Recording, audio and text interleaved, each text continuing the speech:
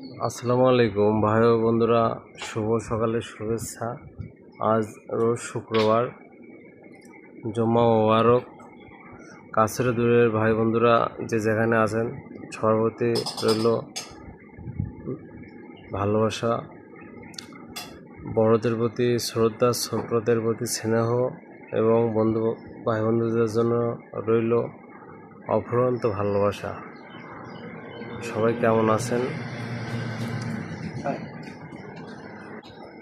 বাকি সব কররব ওঠেরও সকালে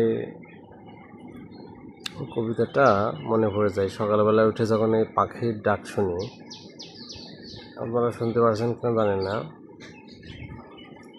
যে হালকা হালকা লাল হচ্ছে, সূর্য একটু উপরের দিকে উঠছে, দেখতে পাচ্ছেন আপনারা পাখি উড়াউড়ি করছে।